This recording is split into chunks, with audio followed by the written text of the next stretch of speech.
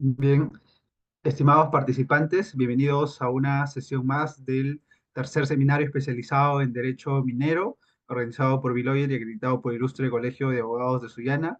En esta sesión tenemos el grato honor de contar con el doctor César Salazar, quien nos va a exponer el tema de tributación minera. El doctor César Salazar es gerente del área tributaria en Valderrama Abogados, cuenta con una especialización en Derecho Tributario por la Pontificia Universidad Católica del Perú y cuenta con un Master of Law en Mineral Law y Policy de la Universidad de Dundee en Escocia, Reino Unido, del cual se graduó con mención de distinción.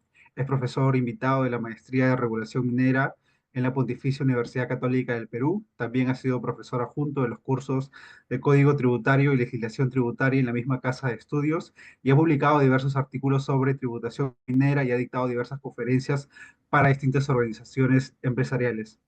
Estimado doctor, a nombre de Biloyer, darle una cordial bienvenida y un enorme agradecimiento por haber aceptado la invitación de participar como ponente en este tercer seminario especializado en Derecho Minero. Nos sentimos muy contentos con ello y muy agradecidos. Y estamos seguros de que será una sesión muy provechosa para todos los participantes. Muchas gracias y les doy el uso de la palabra para que pueda iniciar con su ponencia. Perfecto. Muy buenas noches con todos. Gracias a Bill Oyer por invitarme nuevamente a este seminario, eh, que es bastante enriquecedor. El contenido realmente es muy bueno y espero que en todas estas sesiones, no sé si hoy día es el primer día o el segundo día, lo estén aprovechando desde ya. Bueno, he sido invitado nuevamente para conversar sobre tributación minera, ¿no? Yo sé que cuando uno menciona tributación, ¿no? Muchas veces eh, se le complica un poco, ¿no? Porque es un tema no solamente que tiene que ver un poco con números, sino también a veces la legislación tributaria es un poco compleja, ¿no? Sin embargo, el día de hoy no les voy a enseñar cómo determinar el impuesto de la renta, ni mucho menos el IGB, pero sí vamos a hablar más o menos cómo está el sector ahorita minero, tributariamente hablando, ¿no es cierto? Que siempre es importante saber cómo vamos en cifras, cómo vamos en expectativas, qué se está realizando realmente. Me interesa bastante transmitirles eso en esta exposición. Y luego vamos a ver también casos, casuística tributaria minera, ¿no? Que se han dado en estos últimos meses, digamos, del año, ¿no?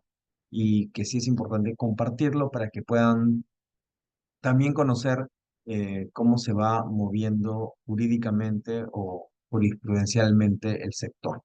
¿Ok? Entonces voy a comenzar em, mostrándoles la presentación que he desarrollado para ustedes el día de hoy.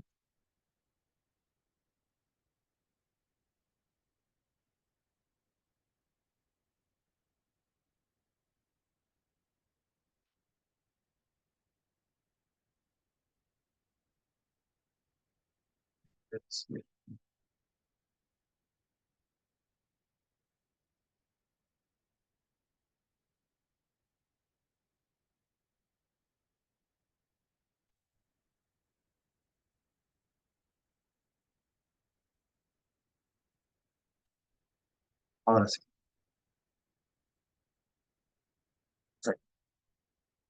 Ok, entonces, comencemos con nuestra exposición. Eh, si tienen alguna pregunta que hacerme, encantado de poder absolverla hacia el final para poder tener una exposición fluida. ¿Ok?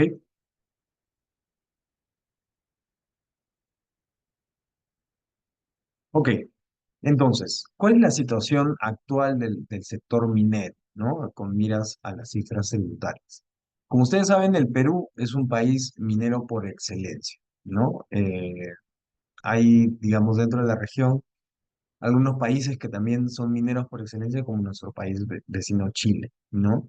En nuestro caso, somos país minero por excelencia porque somos el segundo productor de plata, cobre y zinc a nivel mundial, ¿no? En cobre sí estamos un poco como entre el segundo o tercer puesto, pero normalmente estamos en el segundo puesto. Asimismo, es el primer productor de oro, zinc estaño, plomo y molibdeno en América Latina. O sea, así de importantes somos. Esto para tenerlo ahí en consideración y en mente, ¿no? No obstante ello, la producción minera durante el 2023 disminuyó no solamente en tamaño, sino también en calidad, ¿no? En la ley, en la conocida ley. Y esto debido a falta de proyectos y a la crisis política y económica que vivimos en el país. ¿Ok? Entonces, hasta el 2023, y lo vamos a ver en cifras, la verdad que la producción y sobre todo los precios que habían hasta la mitad de este año aproximadamente eran bastante bajos. ¿Ok? Entonces, eso incrementaba, digamos, la crisis que ya había por el tema de producción. Ahora, hay muchos factores, ¿no? que pueden influenciar en la inestabilidad del sector minero en nuestro país. ¿Ok? Uno de ellos es la situación política del país.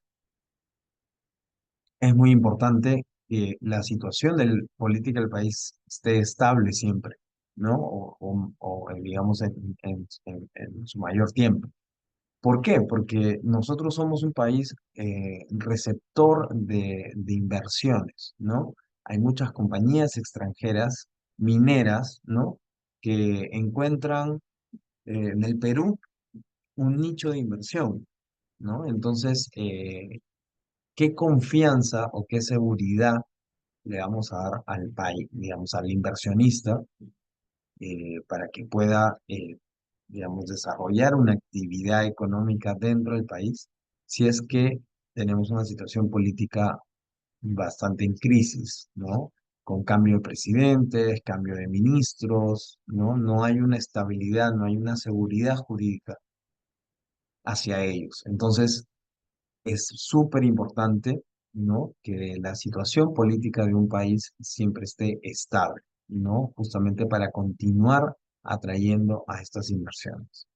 Ahora, otro factor que influye es la situación económica del país, ¿no? Porque ya vemos, por ejemplo, nuestro vecino Bolivia, ¿no? Que realmente está en una crisis muy grave con el tema económico, ¿no? Su moneda, y eso hace que los gobiernos, por ejemplo, comiencen a instaurar límites, limitaciones, restricciones, ¿no? No solamente a las personas naturales, sino a las personas jurídicas, ¿no?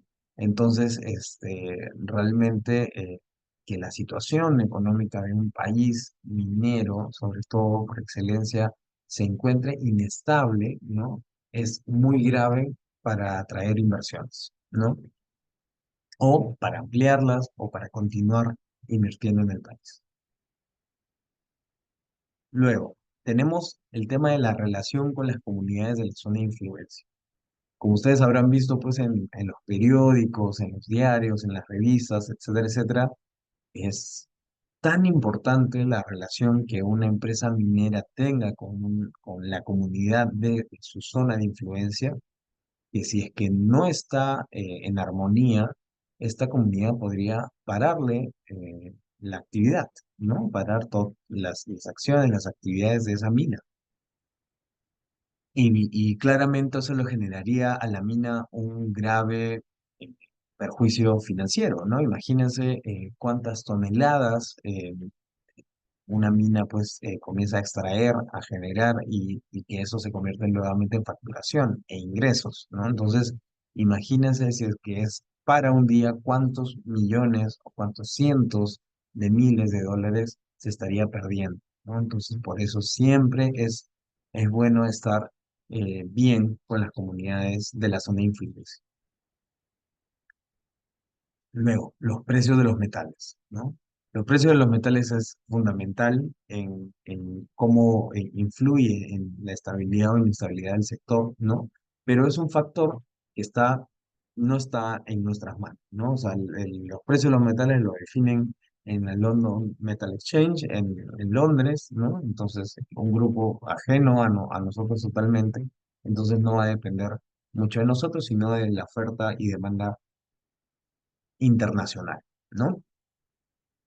Pero definitivamente, como lo ha sido, por ejemplo, en nuestro caso, ¿no? Si es que, por ejemplo, el Perú produce mucho cobre, ¿no? Y si el cobre como precio se va hacia abajo, entonces también nos vamos hacia abajo, ¿no? Sobre todo porque es uno de los minerales que más extraemos, ¿no? Ahora, la falta de inversión privada nacional o extranjera, claramente. O sea, si no hay inversión, si no hay nuevos proyectos, si no hay nuevas ampliaciones de proyectos, entonces claramente vamos a estar en una situación de inestabilidad o de crisis dentro del sector, ¿no? Eh, Luego, bueno, el estancamiento de proyectos o iniciativas mineras, ¿no? Que no solamente se debe a de repente a protestas, ¿no? De comunidades o de gobiernos locales, sino también y que está en la siguiente línea, ¿no? A la burocracia de las entidades públicas, ¿no? Muchas veces, yo siempre he dicho, y eso es tal cual, la actividad minera es una actividad muy dinámica, ¿no? Estás ya en el cateo, en la prospección, y pasas inmediatamente ya a la exploración, pasas inmediatamente al desarrollo y finalmente ya estás extrayendo, ¿no? Muy dinámica. Sin embargo, como ustedes saben, pues hay permisos, autorizaciones, ¿no? Licencias que cumplir para poder seguir con estos pasos, ¿no? Sin embargo, la burocracia en las entidades públicas hace que se dilate a veces mucho estos trámites, ¿no? Y que la realidad claramente gane a- al tema al tema documental, ¿no? Entonces, a veces la burocracia en las entidades públicas realmente es un obstáculo, ¿no? En tema de en la estabilidad del sector minero, ¿ok? Luego, excesivo gravamen fiscal de actividad. Ha habido épocas en el país, ¿no? Donde hemos tenido auge, no solamente por el, digamos, el valor de los precios de los materiales, ¿no es cierto? Sino también por la producción que en algún momento hemos tenido, entonces hemos tenido auge. Pero en esos auges, como por ejemplo ocurrió en el gobierno de Ollanta, ¿no? Se aprovechó, pero no se aprovechó de manera, eh, digamos, momentánea, ¿no? No sé si se acuerdan, pero en el gobierno de Ollanta no solamente se dio una nueva regalía minera, que en mi opinión estuvo mejor a la que teníamos antes, sino también se dio un impuesto adicional, ¿no? Un gravamen adicional a la minería, porque justamente en el 2016, si no me equivoco, o 11, perdón, 11, eh, teníamos pues este auge, ¿no? De precios. Entonces, sí fue importante, ¿no? Y, y, y bueno, a veces sucede que cuando hay un excesivo gravamen fiscal en la actividad, lo que suelen hacer las inversiones es irse al país vecino, ¿no? Donde haya un gravamen fiscal mucho menor, ¿ok? Em, Y finalmente, la falta de garantías a la seguridad jurídica, ¿no? Que no solamente va a ser en el tema de situación política o económica del país, sino en, no sé, expropiaciones que puede haber, el tipo de gobierno que podríamos tener, ¿no? Eso haría que de repente los inversionistas huyan, ¿no? O se espanten por el tema de seguridad jurídica, ¿no? Entonces, es una, no es una lista taxativa, ¿no? Pero sí son algunos de los factores que he encontrado que podrían influir en la inestabilidad del sector minero, ¿no? Para que tengan una idea más macro. Ok, ahora, hablando de recaudación tributaria, ¿no? Podemos ver que en el 2023 hubo un desplome del 12% respecto al año anterior, es decir, el 2022, ¿no? El Estado recaudó 10.530 millones menos comparado al año 2022 debido a un anémico PBI, ¿no? Y a las leyes relacionadas a exoneraciones tributarias. La recaudación total en el 2023 fue de 147.246 millones, menor a los 157.776 millones que hubo en el 2022, ¿no? Ahora, cuando acá mencionan el PBI y las exoneraciones, recuerden que las exoneraciones siempre van a estar. O sea, el PBI sí va a depender mucho no solamente del sector minero, sino de otros sectores económicos del país, ¿no es cierto? Pero en el tema de exoneraciones tributarias, las exoneraciones tributarias normalmente siempre existen, ¿no? Y se van renovando cada 3 años. Entonces, eh, no es tanto, digamos, la culpa de exoneraciones tributarias o beneficios tributarios, porque como, eh, bueno, no sé si lo saben o no, pero la actividad minera en nuestro país es una actividad altamente gravada con impuestos, ¿no? Estamos hablando de aproximadamente un 43 a 47%, ¿no? Que digamos, se genera de gravamen fiscal, ¿no? De todas las ganancias que obtiene una empresa minera, ¿no? Con lo cual quedan un poco menos de 60%, ¿no? De utilidad para la empresa. Entonces, estamos hablando realmente de que es una actividad bastante gravada, ¿no? Sin embargo, existen estos beneficios tributarios del otro lado, ¿no? Beneficios tributarios, exoneraciones tributarias, que más o menos compensan este gravamen, ¿no? Entonces, sí, o sea, puede ser que afecten el tema de no gravar o inafectar eh, ciertos conceptos, ¿no? En la actividad minera. Sin embargo, son males necesarios, como podríamos de repente decirlo, para el mismo gobierno, ¿no? Porque es menos recaudación, pero frente a un gravamen, digamos, bastante fuerte en la actividad minera. La recaudación del impuesto de renta bajó en 15,8%, mientras que los ingresos por IGB bajaron 11,1% durante el 2023, ¿no? Acá lo más importante es ver si es que baja o no el impuesto a la renta. Porque el impuesto a la renta es el impuesto, digamos, por excelencia, es el que más recauda, es el que más ayuda al Estado con su caja fiscal, ¿no? Entonces, sí es importante siempre estar monitoreando, ¿no? Para el Estado claramente, cómo va el impuesto a la renta, ¿no? Entre los factores que afectaron la recaudación fueron las menores cotizaciones de los principales productos exportados por la economía nacional, en especial el gas natural, el petróleo y metales como el cobre. ¿Ok? Entonces, esos fueron los motivos por los que se recaudó menos. Ahora, tenemos el efecto minero, ¿no? Y acá quiero detenerme un poco. La actividad minera en el país es bastante importante, ¿no? No estamos hablando que genera pues el 50% del PBI, me parece que no, me parece que es más o menos un 20%, ¿no? Sin embargo, es una de las actividades económicas más importantes, ¿no? Tan es así que hay un efecto minero, es decir, si es que a la actividad minera le va mal, ¿no? Entonces puede ser que al país también le vaya mal, ¿no? Y, y yendo un poco más micro y no tan macro, si es que a una empresa minera, digamos, o empresas mineras que se encuentran dentro de una provincia o un departamento les va mal, a esa provincia o a ese departamento también les va a ir mal, ¿no? Y vamos a verlo en esta filmina, ¿no? Mira, al cierre del año 2023, según un informe del Instituto Peruano de Economía, IP, fueron 13 regiones que registraron una caída en su PBI, ¿no? Estamos hablando de Amazonas, de Apurímac, Cajamarca, La Libertad, Lambayeque, ¿no? Junín, Ayacucho, Ancash, incluso Lima, Tumbes, ¿no? En tanto, 11 regiones lograron mantener su margen positivo. Entre ellas, resaltamos Moquegua, ¿no? Que está en un 26,7% positivo gracias al funcionamiento del proyecto minero que ya ¿no? El sector minero es el único sector que registró una ligera variación positiva durante varios trimestres consecutivos del año, ¿no? De ese año, el 2023. Entonces, como vemos, eh, muchas veces estas regiones tienen un PBI positivo gracias al efecto minero, ¿no? Gracias a la actividad minera que genera una empresa minera, ¿no? Entonces, eh, yo siempre digo, hay que ser, digamos, ver la foto, digamos, panorámica, ¿no?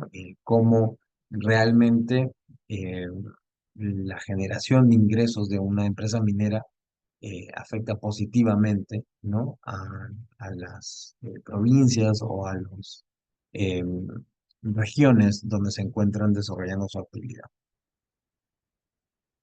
Ahora, un poco siguiendo con lo que estábamos hablando de los beneficios, ¿no? Dice, los incentivos tributarios sumaron 160 mil millones en la última década. Los incentivos tributarios han sido utilizados para atraer inversiones, impulsar el empleo y promover sectores estratégicos. Sin embargo, este tipo de medidas no solo representa un costo fiscal importante, sino que también genera distorsiones en la economía, por lo que su uso debe justificarse rigurosamente para que su aplicación resulte en más beneficios que pérdidas. A la recaudación que deja de percibir el Estado como consecuencia de estos incentivos se le denomina gasto tributario. En la última década, los gastos tributarios en promedio 2,1 del PBI de cada año y un valor muy cercano a toda recaudación tributaria del 2022. En particular, el monto incurrido en gasto tributario viene en aumento desde el 2021, cuando ascendió a poco menos de 16 mil millones, ¿no? Entonces, como vemos, el tema de incentivos tributarios, beneficios tributarios, exoneraciones o inafectaciones sí, es un tema importante porque representa una menor recaudación para el Estado. Pero como les digo, el gravamen fiscal que tiene la actividad es bastante alto, ¿no? Entonces, esta situación, ¿no? Este tema de eh, generar o dejar de percibir, ¿no? Ingresos es un contrapeso o compensa, digamos, la alta el alto gravamen que tiene el sector. ¿Ok? Ahora, acá hay un tema que lo vamos a tocar más a fondo cuando veamos la casuística del tema de regalías y canon minero, pero les voy adelantando un poco, ¿no? Hay un distrito, ¿no? Que se llama San Marcos, que en Ancash, ¿no? Que recibe eh, anualmente bastante dinero respecto a regalías y canon, ¿no? Sin embargo, este distrito no ejecuta del todo su presupuesto, ¿no? San Marcos es el distrito que más recursos recibió el año pasado, en el 2023, para proyectos de inversión. Estamos hablando de 690 millones de soles, ¿no? Y hasta fines de octubre de ese año había ejecutado 21,6%, ¿no? Es decir, faltando 2 meses para que acabe el 2023, aún le faltaba gastar el 78,4% del monto asignado, ¿no? Esta zona ubicada en la provincia de Huari, departamento de Ancash, tenía que multiplicar por 8 su velocidad de ejecución en ese corto periodo que le quedaba para cerrar el año para desembolsar los recursos que le restaban, ¿no? Entonces, acá también nos preguntamos un poco, y es el ejercicio que vamos a hacer en la casuística, ¿no? ¿Realmente está funcionando ese tema de la distribución del canon, de las regalías, ¿no? Si no, se los dejo para que vayan reflexionando sobre el tema cuando hablemos de la casuística, ¿ok? Mayoría de distritos más ricos ejecutaron menos del 50% de canon y regalía, ¿no? Los 20 distritos más ricos del Perú tuvieron en conjunto, ¿no? 4.201 millones por concepto de canon, sobre canon, regalías, rentas de aduanas, participaciones para proyectos en el 2023. A solo 2 meses de culminar el año, ¿no? En 2023, tenían el reto de ejecutar el 60% de este monto. En 12 de los 20 distritos seleccionados se ejecutó menos de la mitad de sus recursos por canon, sobre canon y regal. Entonces, no es un tema solamente del distrito de San Marcos de Nancas, ¿no? Digamos, eso es un ejemplo por la cantidad de recursos que recibe y la poca ejecución que tiene de su presupuesto.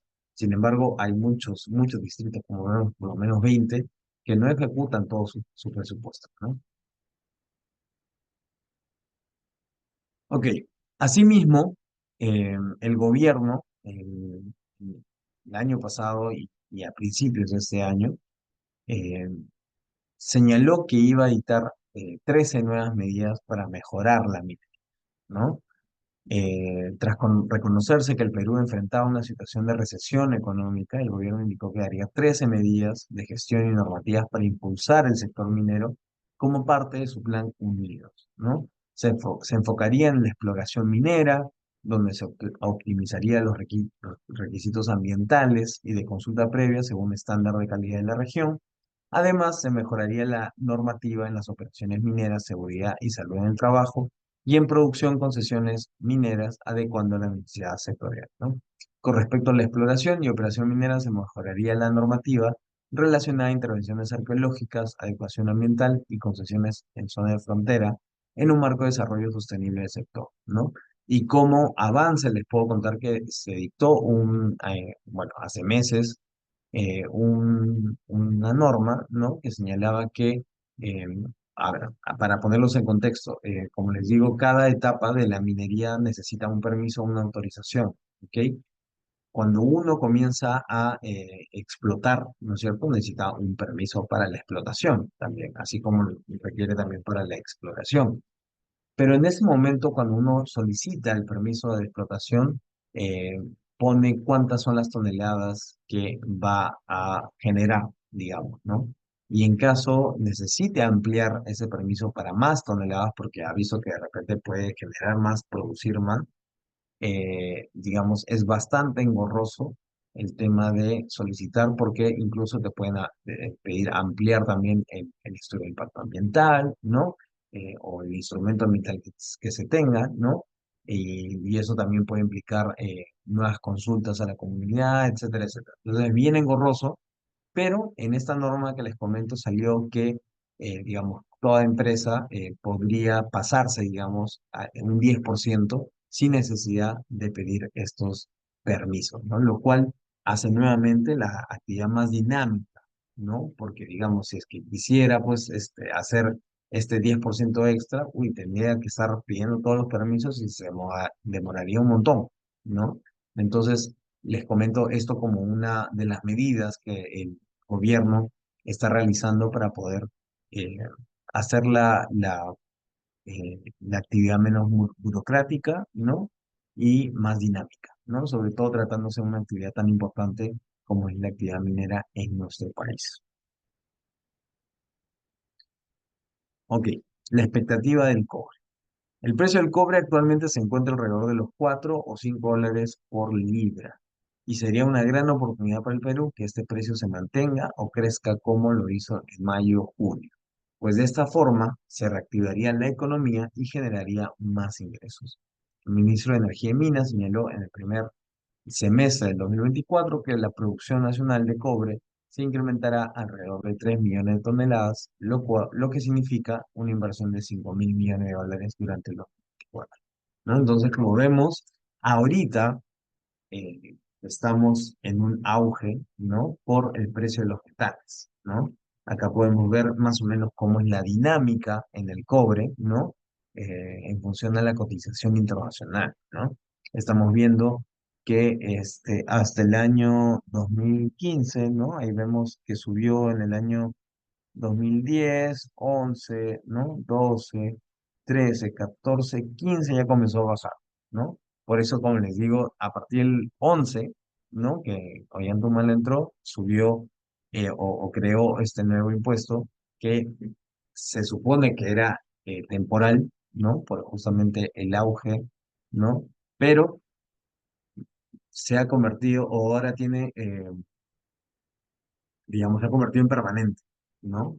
Tiene esta naturaleza permanente porque aún todavía lo siguen pagando las empresas mineras, a pesar del post-superciclo, ¿no? Que ha sido entre el 2015 y 2020, 21, ¿no?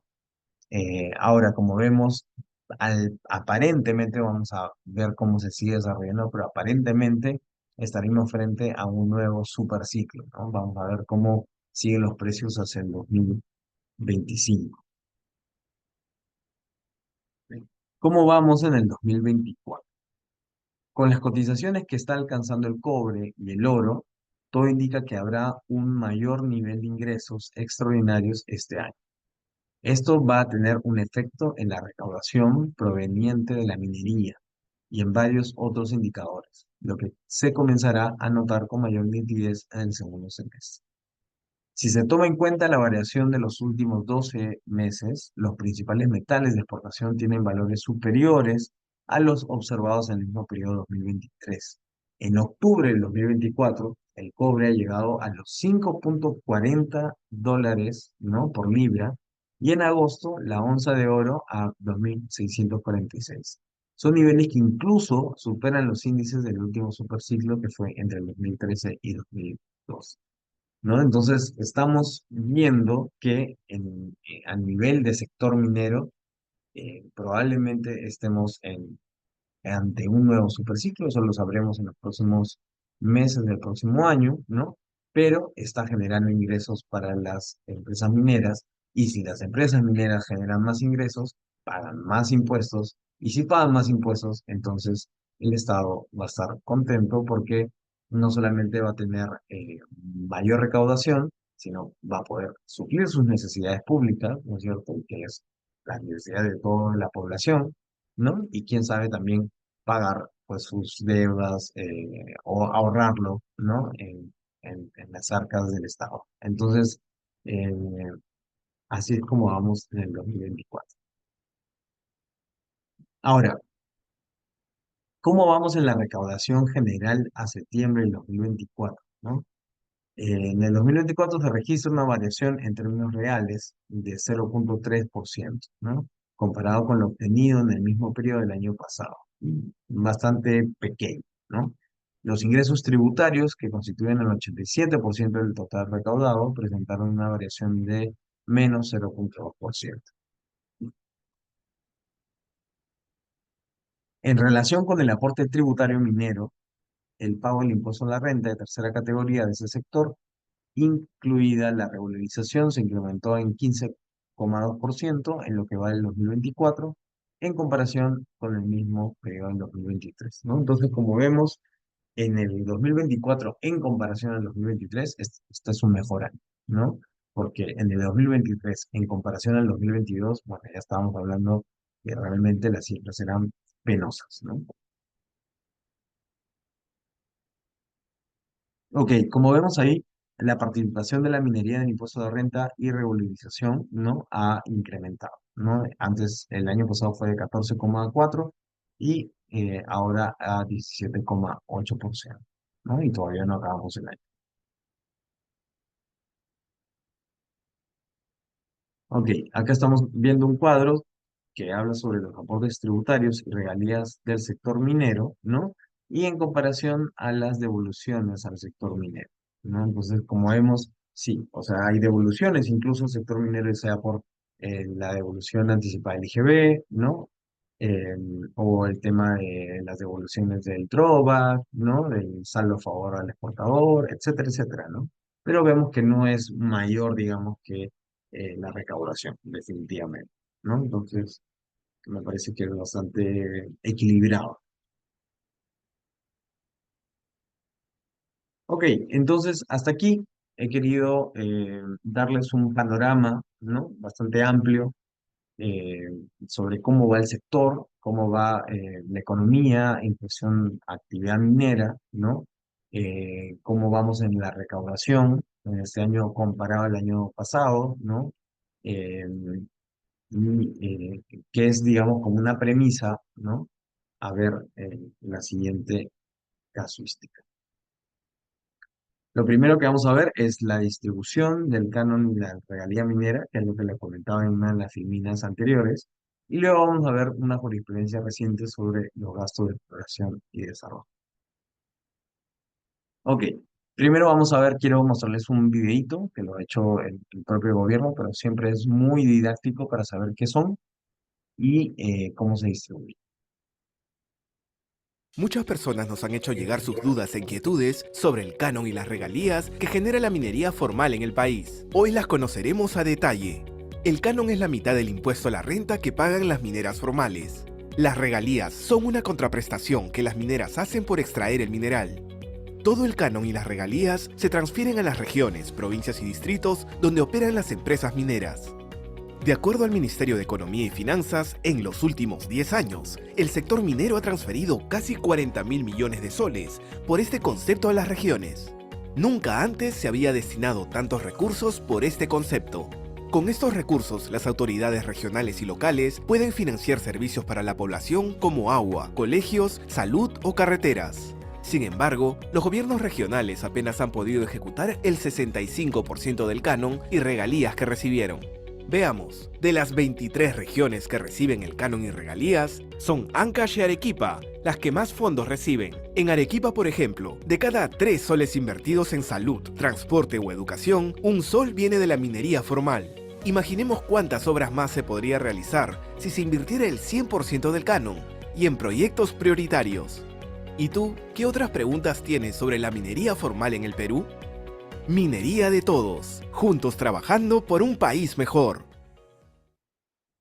Ok, entonces, como ven, realmente el canon y el pago que se hace por las regalías mineras es una gran ayuda para los gobiernos locales, ¿no? Porque realmente o la idea de estos recursos es que se invierta, ¿no es cierto?, en las regiones donde se extrae el mineral, ¿ok? Pero vamos a ver qué está ocurriendo.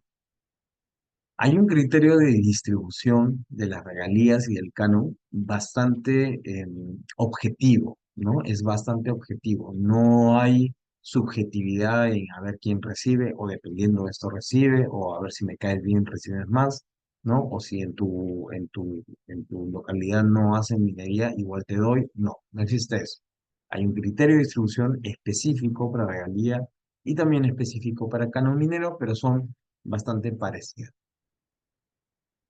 Vamos a ver el criterio de distribución de la regalía minera. Como ustedes saben, la regalía minera se paga como una contraprestación al Estado, ¿no? Por extraer, ¿no?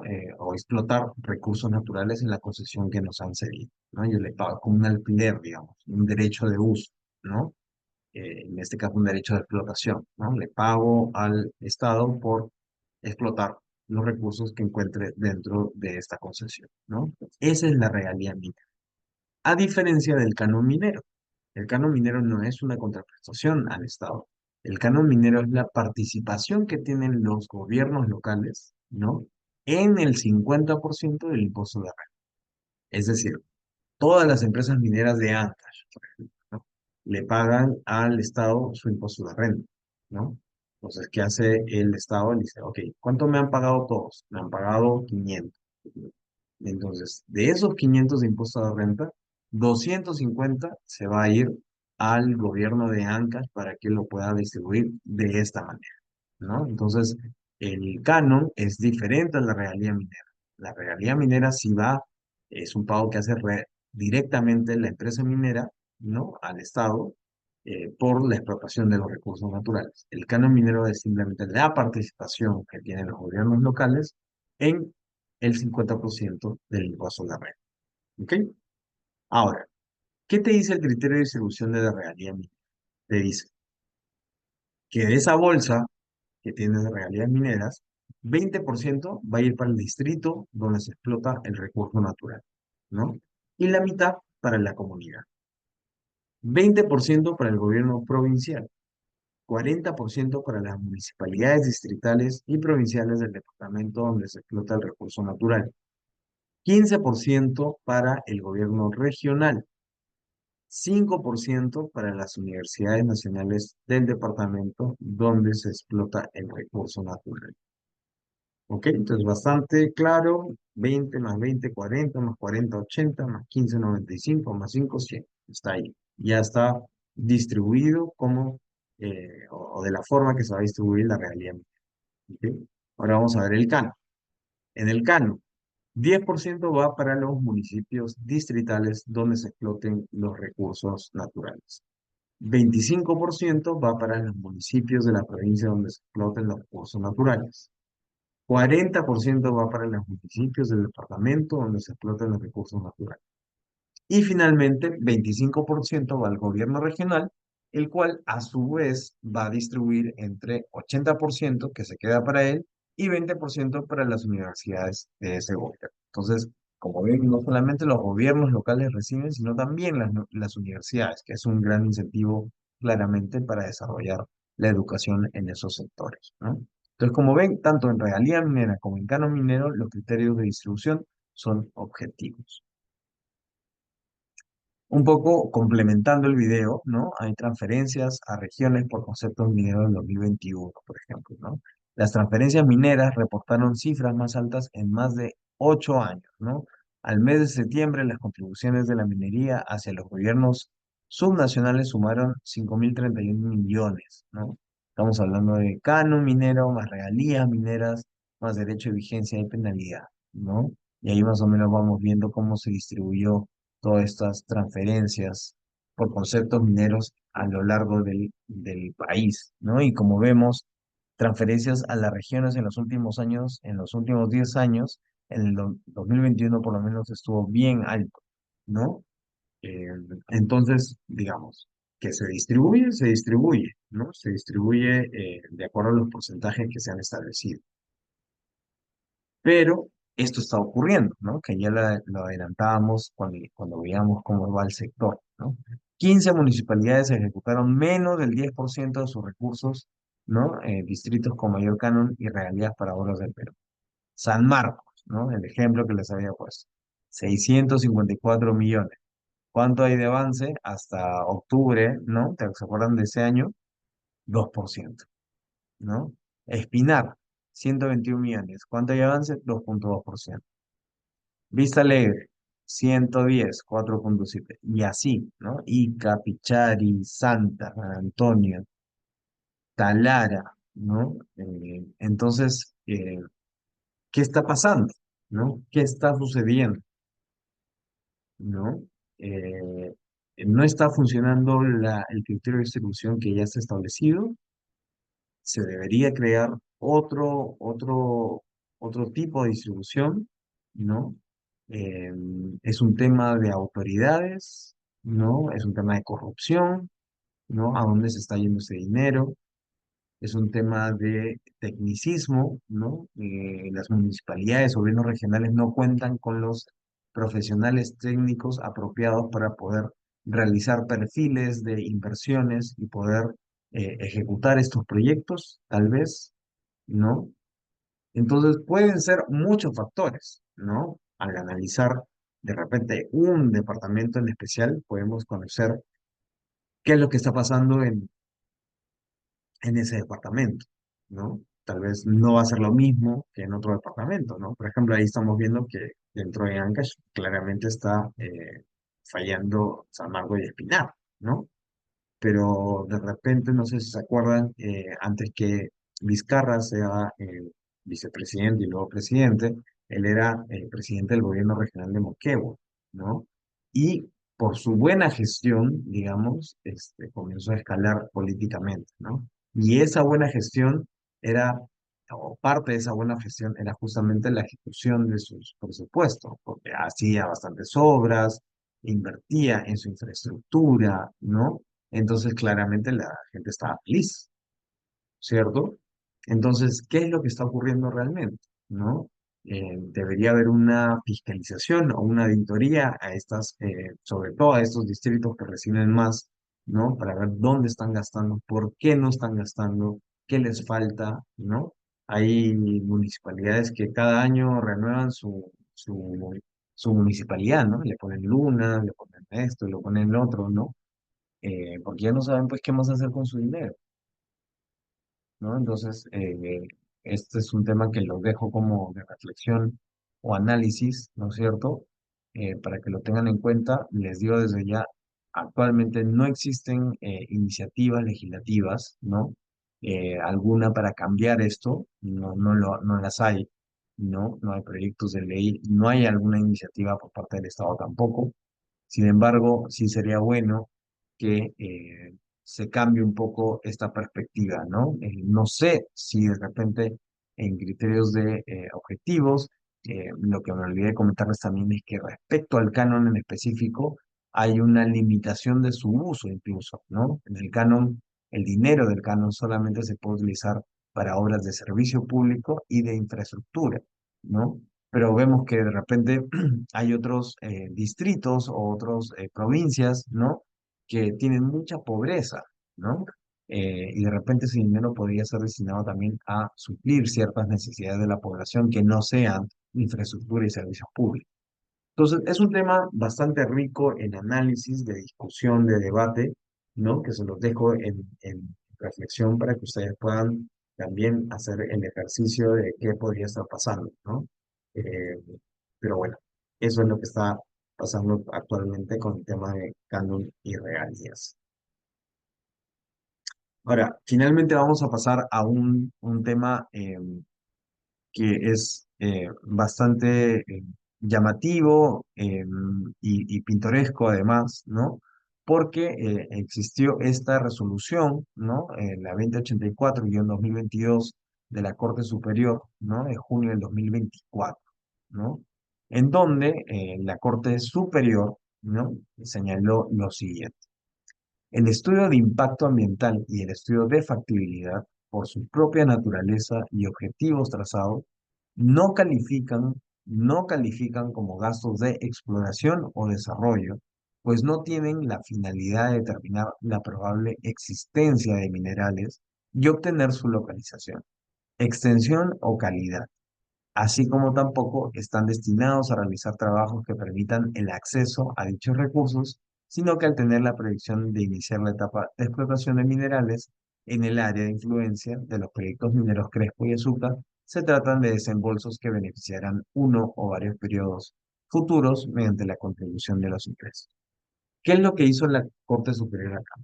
Tomó literalmente, ¿no? La definición de estas etapas de exploración y de desarrollo para señalar que tanto el estudio de impacto ambiental como el estudio de factibilidad no formaban parte de estos gastos porque no encajaban con las definiciones técnicas, ¿ok? Pero todos sabemos pues que el estudio de impacto ambiental es un estudio realmente importante, ¿no? Que evalúa el impacto que va a tener el proyecto minero en el ambiente, ¿no? Y esto se realiza en la exploración, ¿no? En la etapa de exploración uno pues presenta todos los documentos para que puedan autorizarle comenzar a explorar, ¿no? Porque ya al momento de explorar uno comienza a dañar el medio ambiente, ¿no? Desde ahí empieza ya uno a planear el cierre de minas, ¿no? Entonces, realmente es preocupante, ¿no? Ahora, sí sabemos todo que en la etapa de desarrollo claramente es básicamente la infraestructura y las obras, ¿no? Que se realizan para poder acceder al yacimiento, al mineral, ¿no? Y luego extraer el mineral. Entonces, sin embargo, el estudio de factibilidad es un estudio realmente importante para saber la viabilidad del proyecto, como ustedes saben, ¿no?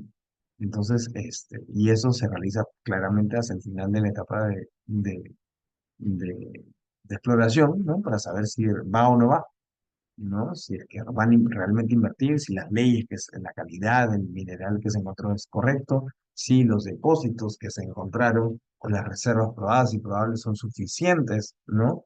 Para poder sostener la inversión en ese proyecto, etcétera, etcétera. Entonces, la verdad que fue bastante sorprendente esta resolución de la Corte Superior y lo que esperábamos era tener un pronunciamiento luego de la Corte Suprema, ¿no? En la siguiente instancia. Así que llegó esta casación que si bien no es el mismo expediente que les acabo de mencionar, sí es un expediente muy parecido, ¿no? Esta casación de julio de este año señalaba que en el caso concreto, los gastos en materia de reparo sí constituyen gastos de exploración y de desarrollo por contener desembolsos o erogaciones de actividades relacionadas con la factibilidad técnica y la viabilidad comercial del proyecto minero a fin que resulte posible la extracción de recursos minerales en mérito al impuesto al inciso O del artículo 37 de la ley de impuesto de renta, en concordancia con lo establecido en el artículo 8 y artículo 74 de la ley general de minería. Y acá les pongo el artículo 8 y 74, que dice el artículo 8, la exploración es la actividad minera tendente a demostrar las dimensiones, posición, características mineralógicas, reservas y valores de los yacimientos minerales. La explotación es la actividad de extracción de los minerales contenidos en un yacimiento. Pero bueno, quiero que se queden con el tema de la exploración, ¿no? El concepto que es lo que había tomado en la resolución pasada para decir, oye, a mí el impacto ambiental y el el de factibilidad no está acorde con esta definición que hice de mostrar dimensiones porque el informe no es demostrar, es más la actividad, ¿no? Pero ahí está equivocada, porque justamente todas las conclusiones de lo que se hace físicamente se encuentran en estos informes, ¿no? El artículo 74, a su vez, dice el valor de adquisición de las concesiones incluirá el precio pagado o los gastos de petitorio según sea el caso. Igualmente incluirá lo invertido en prospección y exploración hasta la fecha que de acuerdo a ley corresponda cumplir con la producción mínima, salvo que se opte por reducir lo gastado en prospección y exploración en el ejercicio que se incurran dichos gastos. Entonces, tenemos la sentencia de la Corte Superior que, bueno, señalaba que estos gastos de estos informes del impacto ambiental y de factibilidad no formaban parte de la etapa de exploración y de desarrollo, ¿no? Con lo cual le generaba a la empresa una contingencia, porque les comento que estos gastos de exploración y desarrollo, tú tienes la opción de gastarlos en un solo año, ¿no? De considerar los gastos en un solo año o de considerar los gastos a cuotas, digamos, ¿no? Y eso va a depender de, digamos, el planeamiento financiero que tenga la empresa minera, ¿no? Puede ser que a una empresa minera le convenga que en un solo año pues se gaste todo ese dinero porque va a facturar mucho, entonces le conviene para no pagar tanto impuesto de renta, ¿no? Pero puede ser que otra empresa minera comience de a pocos, ¿no? Y que le convenga que ese gasto se vaya gastando poco a poco también para no generar pérdidas y arrastrarlas, ¿no es cierto? Entonces, esta sentencia ahora de casación es muy importante porque contradice, digamos, la sentencia de la Corte Superior y señala que sí, que estos informes son desembolsos que tienen que ver con la etapa de exploración y de desarrollo. ¿Ok? Entonces, hasta ahí, bueno, les he querido en una hora resumir un poco del tema de cómo vamos en el sector minero y estos casos que sí siempre son importantes debatirlos y tenerlos en la cabeza, eh, porque uno pues tiene que ver con el tema de criterios de distribución de lo que tienen en el Perú, pues las provincias o las regiones donde se está explotando, ¿no es cierto?, los minerales. Y en el otro tema es porque todavía se siente que no hay los suficientes técnicos, ¿no es cierto?, en el Estado para poder absolver esta clase de cuestiones, ¿no? O sea, ¿cómo vas a decir que un informe de un estudio de impacto ambiental o un estudio de factibilidad que determina si un proyecto es viable o no, forman parte o no de una etapa de desarrollo o de exploración, ¿no? Entonces, con esto, les doy las gracias por haberme invitado nuevamente para compartir o debatir estas opiniones, ¿no? Y quedo a su disposición para cualquier pregunta que haya surgido de la exposición. Muchas gracias. Muchas gracias, estimado doctor César Salazar, por la excelente disertación que nos ha brindado en este tercer seminario especializado en Derecho Minero. Si alguno de los participantes tiene alguna duda, alguna pregunta, puede levantar su manita y se le cederá el uso de la palabra. Estimado, sí, adelante. Doctor, buenas noches. Gracias por su exposición, muy excelente. Yo quería preguntar acerca de lo que esta semana había, ¿no? Una huelga de mineros en proceso de formalización.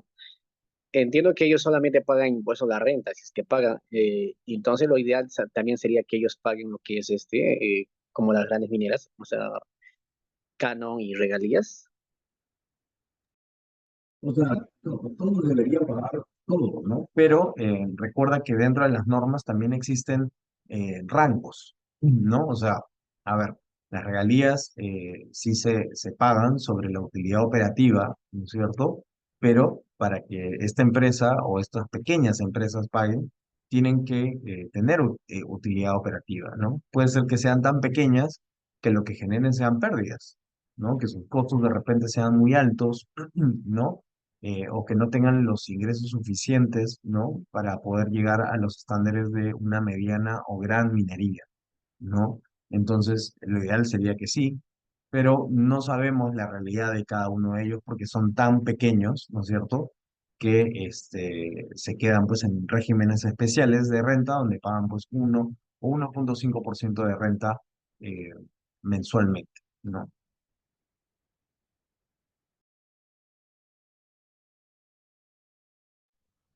Sí, doctor, muchas gracias por haber respondido a la pregunta del participante y con eso damos por finalizada con su sesión. Gracias por acompañarnos nuevamente en este seminario de Derecho Minero. Ha sido todo un honor para nosotros, para todos los que le estamos escuchando y para nuestra institución, poder aprender de su conocimiento y de su experiencia, doctor. Esperamos en otra oportunidad volver a contar con usted. Para nosotros siempre será muy grato tenerlo como ponente en algún evento que nosotros realicemos. Que tenga una excelente noche, doctor. Muchas gracias. Listo, muy amable, muchas gracias a todos, buenas noches. Buenas noches, doctor. Gracias.